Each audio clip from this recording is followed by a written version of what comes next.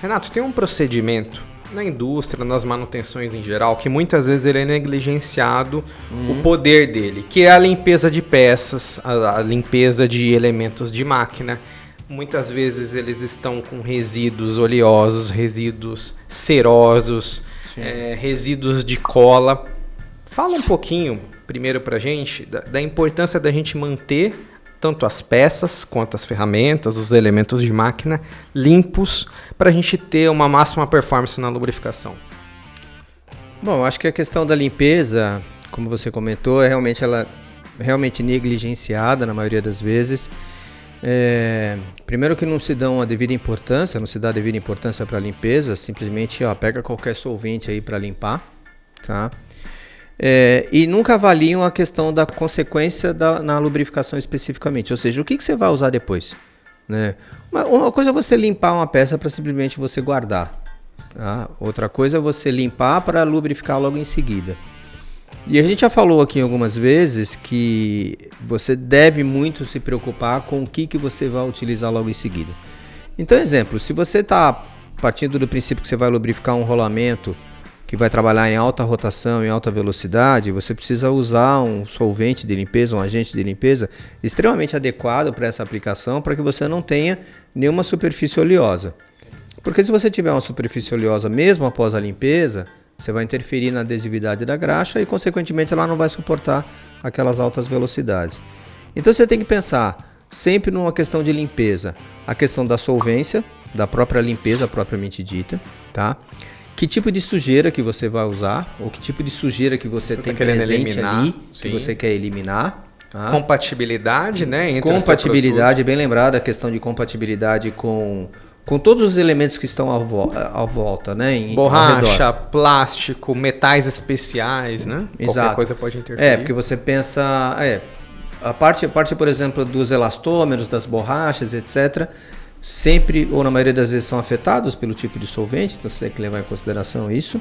As guarnições de plástico, as guias, alguma coisa toda de plástico, e os plásticos são inúmeros, né? Sim, são diversos tipos e acho que é legal você estar falando sobre isso, porque assim, a gente falou que é negligenciada ou quando ela é realizada às vezes com qualquer solvente. Exato. Então às vezes é comum a gente ver thinner, às vezes é comum a gente ver querosene, óleo diesel para limpar e muitas vezes essa questão da compatibilidade com os elastômeros, né, com as vedações ou com eventuais peças plásticas é totalmente negligenciada e é onde eu vou ter um problema futuro, é onde, sei lá, a minha bomba graxeira ela vai ser danificada, é onde eu vou ter um vazamento no meu redutor, é onde eu vou ter algum problema ali na minha corrente especial e por aí vai, né? Ou no meu rolamento. Então, questão da compatibilidade, acho que é talvez a prioridade número 1, né? Quais os materiais que estão presentes?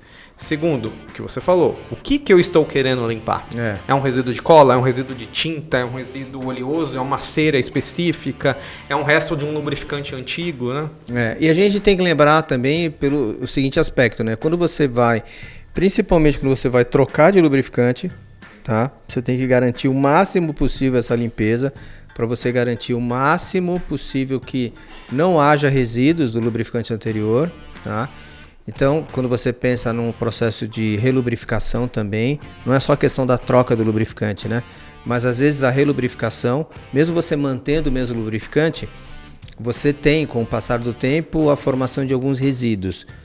Não só provenientes do próprio lubrificante em si, mas até do desgaste metal-metal, né? Exato. E aí você tem que limpar do ambiente, né? Exatamente, a contaminação que vem do ambiente. Então você tem que pensar em limpeza, não somente na troca, mas também na relubrificação em alguns casos é necessário, tá? E também você tem que pensar no tipo de solvente que você vai usar, né? No tipo de agente de limpeza.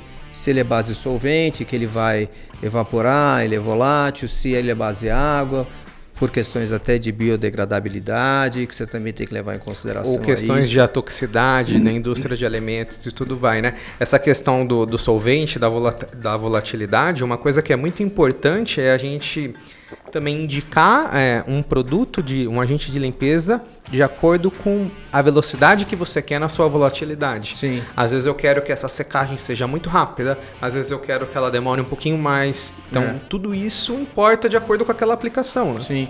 E até dá tempo, né? Porque quando a secagem é lenta, dá tempo de você realmente limpar e aguardar um pouco mais de tempo antes de lubrificar. Sim. Agora, quando a secagem é muito rápida... Normalmente você já tem que fazer a lubrificação em seguida. Você tem que levar em consideração esse tempo muito curto e tem que fazer essa relubrificação ou a lubrificação muito rápida. E aí a gente indica os melhores produtos, os produtos mais adequados para isso são da linha da OKS, né? Da OKS, né? A OKS ela tem um produto chamado OKS 2650, que ele é um produto fornecido a granel. Sim. Ele é base água, como você comentou. Exato. Ele cumpre os requisitos de biodegradabilidade.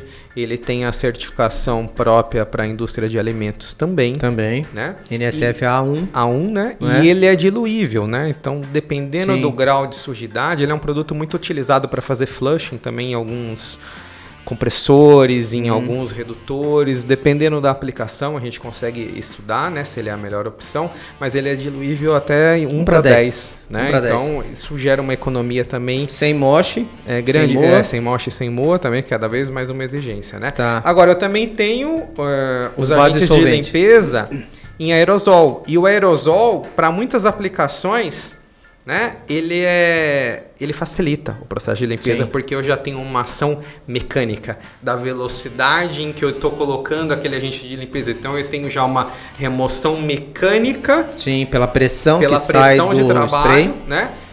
Acaba gerando uma economia porque eu não aplico aquele agente de limpeza em excesso. Eu consigo direcionar exatamente ele para o ponto que eu quero limpar. Inclusive, a gente tem um vídeo aqui no canal, um dos vídeos mais vistos do canal, que mostra a ação de um desses agentes de limpeza, que é o OKS 2611, em algumas correntes. E aí entra naquilo que você falou da importância de eu limpar, no caso, por exemplo, uma corrente, antes de eu fazer a relubrificação. Exato. Porque senão eu não vou conseguir que o meu óleo novo penetre na corrente, faça a lubrificação exatamente no ponto de maior atrito, né? Exato. E também temos o OKS 2671, que ele é um produto também de grau alimentício, né? Base solvente. Para a indústria de alimentos. Para a indústria de alimentos e também amplamente compatível com os materiais, com os plásticos, como a gente havia falado no começo. Né? Acho que é uma coisa bem interessante, né? Se eu tiver dúvidas, por exemplo, eu não sei qual é o tipo de plástico. Sim. Que tem ali no meu entorno. E eu preciso usar um base solvente. Né? E aí, qual que eu uso? 2671. Beleza. Ele é o que vai ter uma compatibilidade plena com todos os tipos de plástico. O OKS 2611 é compatível com a maior parte deles. Sim. Mas tem alguns que é até indicado no boletim técnico, a gente sempre passa isso para os clientes. Luiz, eu não tenho certeza de que plástico, de que polímero é aquilo ali. Vai com 2671 que não vai ter erro. E aí tem uma coisa interessante, né, que agora me ocorreu. Já surgiu esse tipo de pergunta. Um lubrificante ou um agente de limpeza de grau alimentício, né, usado na indústria de alimentos, posso usar na indústria comum? Pode, exatamente pode. O grau alimentício, no passado era muito mal visto qualquer lubrificante de grau alimentício, principalmente nas primeiras décadas, final da década de 90, começo dos anos 2000, a tecnologia de lubrificantes e produtos de grau alimentício era muito restrita ainda. Então, normalmente a performance era menor. Sim. De alguns anos para cá, ou de uma década para cá, isso já mudou completamente. Os lubrificantes de grau alimentício, produtos de grau alimentício, eles têm performance muitas vezes até superior, né? Pela tecnologia de aditivos, pela tecnologia de espessante. Então, não é demérito eu utilizar um produto H1, né, como o OKS 2650 ou o OKS 2671, em aplicações em que não são exigidos. Pelo contrário, o grau alimentício é apenas um detalhe, né? E é vamos dizer assim, uma segurança operacional maior. Até para o operador que está limpando, né? E outra coisa, né? Se você está pensando num produto que realmente seja compatível com todos os elastômeros ou com todas as borrachas, vamos pensar assim, ele não vai ser ruim para uma aplicação geral. Exatamente, é isso aí. É isso aí.